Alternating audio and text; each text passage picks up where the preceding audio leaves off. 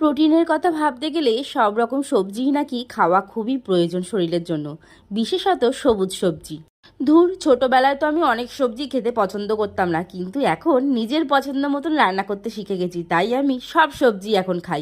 যেমন এই যে বরবটি একদম ভালো লাগতো না, আর তার সাথে লাউ কুমড়ো কিন্তু এখন আমি সব খাই, আর খুবই ভালো খাই।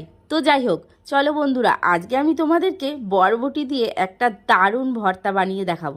বরবটিগুলো একটুখানি জাস্ট ভাপিয়ে নিয়েছি, জলটা কিন্তু ফেলে দিইনি, জলটা ফেলে দিলে বরবটির স্বাদটাই চলে যায়।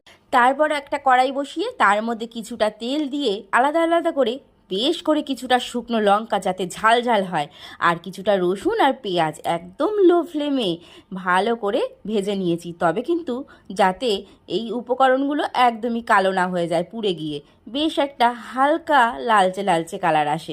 এবার চলো, ভাজাভুজি তো হয়ে গেছে, এবার কিন্তু আসল মেন কাজটাই বাকি রয়েছে।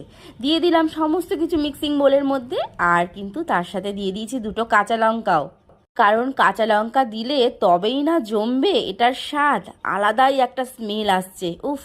তো সব কিছু দিয়ে পুরো বাটাবুটি আমার কমপ্লিট। এইবার কড়াইয়ের মধ্যে আবার কিছুটা সর্ষের তেল দিয়ে তার মধ্যে দিয়ে দিয়েছি কিছুটা কালো জিরে, আর অবশ্যই কিন্তু রেসিপিটা সর্ষের তেলেই করতে হবে, তবেই না জমবে, স্বাদে গন্ধে অতুলনীয়, ওফ ওফ। যাই হোক, এবারে দিয়ে দিয়েছি নুন আর হলুদ, আর যে যেরকম মিষ্টি খেতে পছন্দ করো অবশ্যই সেরকম পরিমাণের মিষ্টিটা দেবে। আর হ্যাঁ, ঝালটাও কিন্তু তোমাদের ইচ্ছে মতনই দেবে। আমি কিন্তু বেশ ঝাল খেতে পছন্দ করি, তাই বেশি করেই ঝালটা দিয়েছি, আর এই রেসিপিটাতে অবশ্যই একটু ঝাল বেশি না দিলে খেতে কিন্তু ভালো লাগবে না। যাই হোক, এবার তোমরা এটাই মনে করবে যে এখন কিন্তু এখানে কড়াই খুন্তি আর এই যে এই রেসিপিটার সঙ্গে একটা ব্রেক ড্যান্স চালাতে হবে। তো যেমন ব্রেক ড্যান্সটা যতটা তুমি ভালো করে করতে পারবে ততটাই তুমি করতে থাকবে। তো করতে করতে দেখবে এরকম কড়াই থেকে একদম এটা কিন্তু একা একাই নিজের মতন উঠে দাঁড়িয়ে পড়বে। তো তখন তোমরা বুঝতে পারবে যে এটা কিন্তু রেডি খাওয়ার জন্য।